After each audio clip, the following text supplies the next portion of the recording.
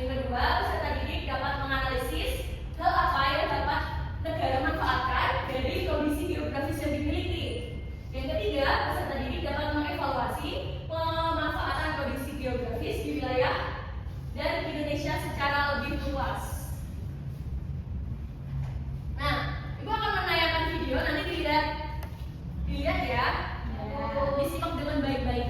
Indonesia punya begitu banyak kekayaan alam yang luar biasa. Jawabannya ada tepat di bawah kaki kita. Indonesia itu seperti dalam jackpot geografis. Kita berada di posisi strategis antara dua benua dan dua samudera. Nggak cuma itu, kita juga punya rangkaian gunung berapi yang bikin tanah kita super subur. Keren kan? Tapi disimak dengan baik. Yang lebih keren lagi, kita bisa manfaatin semua ini buat kemajuan negara. Nah, dari video pembelajaran tadi Ibu mau bertanya, bagaimana cara suatu negara memanfaatkan kondisi geografisnya untuk mengoptimalkan potensi? Siapa yang bisa menjawab? Apa coba?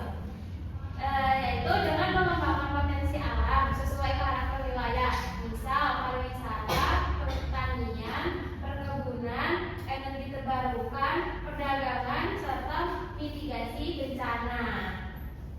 Terus selanjutnya, jika kamu tinggal di daerah pegunungan, bagaimana kamu akan memanfaatkan kondisi geografismu untuk meningkatkan kesejahteraan masyarakat? Bertani, Bu. Terus apa? Kalau ada di gunung itu? Berkebun. Ya, boleh. Jadi kan kalau di pegunungan itu tanahnya subur ya, Bu ya. Itu bisa buat lahan pertanian, kayak misalkan teh, kayak gitu kan banyak di Ya, di daerah pegunungan banyak yang ini ya, bertani teh gitu ya.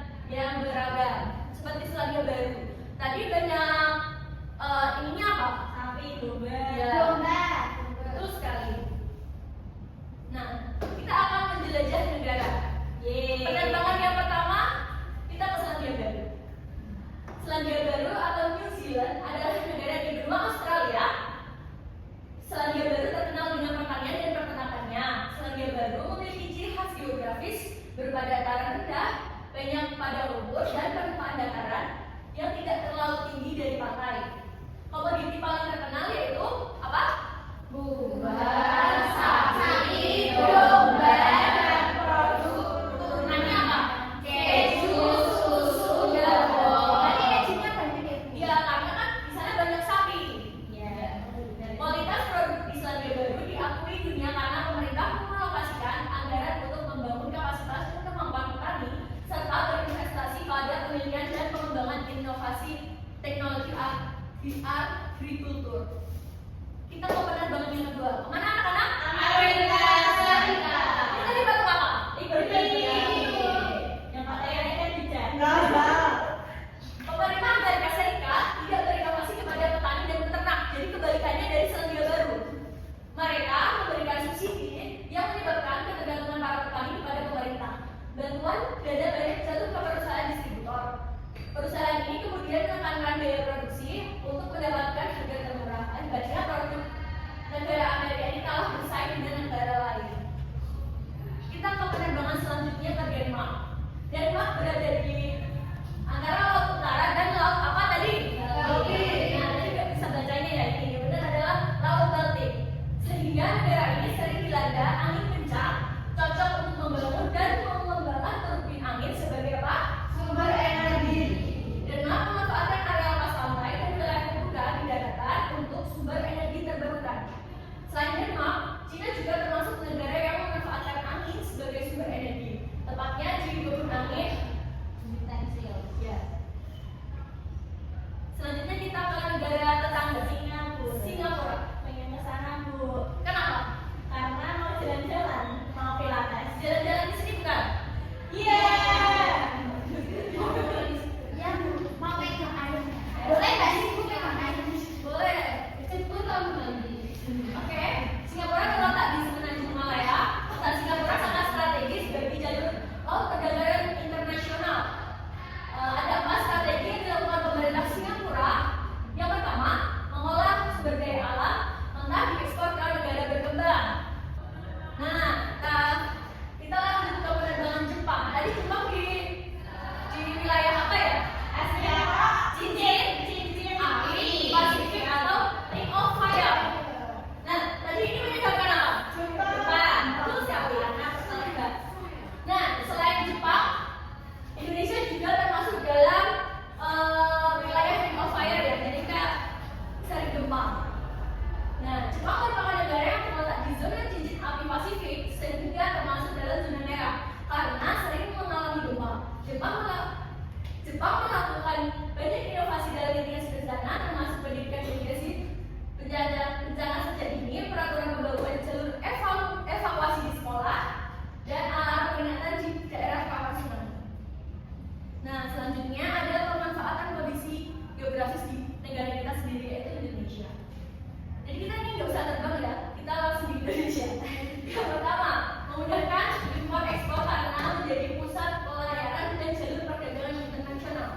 Seperti tadi Singapura itu kan juga jalur perdagangan internasional ya. Yang kedua yaitu meningkatkan perekonomian masyarakat melalui aktivitas kapal asing yang singgah dan memanfaatkan jasa pelabuhan. Karena kan di Indonesia banyak tuh pelabuhan-pelabuhan. Kita kan negaranya kebanyakan ini ya, lautnya. Yang ketiga, melanjutkan sosial budaya lewat akulturasi budaya asing lokal yang mendorong penguasaan teknologi, gaya hidup, dan komunikasi. Yang keempat, sumber daya alam melimpah dengan iklim ideal untuk pertanian, perkebunan, perikanan, lautan, dan pariwisata. Yang kelima, kaya sumber daya laut dan berkat perairan yang kaya nutrien mendukung kehidupan ikan dan menguntungkan nelayan. Nah, dari pembelajaran hari ini, kalian senang tidak? Senang. Terus kalian tadi udah belajar apa aja? Ayo kita sebutkan bersama-sama. Negara. Terus apa? Pengetahuan geografis. Ya, terus Ibu kota.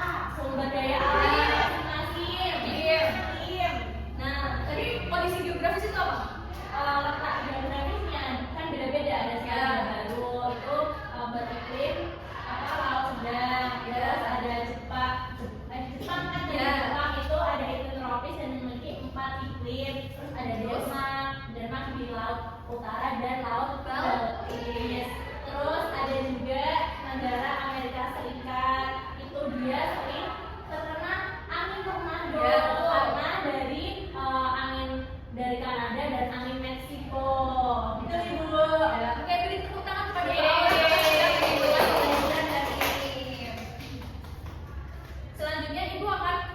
berikan kalian tugas untuk nanti dikerjakan di rumah ya.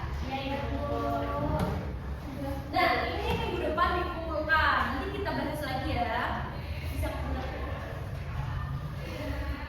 jangan lupa dikerjakan ya. Oke, pembelajaran hari ini sudah selesai. Nanti anak-anak pulangnya hati-hati ya. Jangan kalau di jalan jangan gojek. Terus kalau mau nyebrang bisa lihat kanan kiri. Oke? Oke. Kita tutup pembelajaran pada siang hari ini dengan berdoa bersama-sama. Ayo Kak Laila dipimpin berdoa. Berdoa dimulai. Doa selesai. Oke, Ibu tutup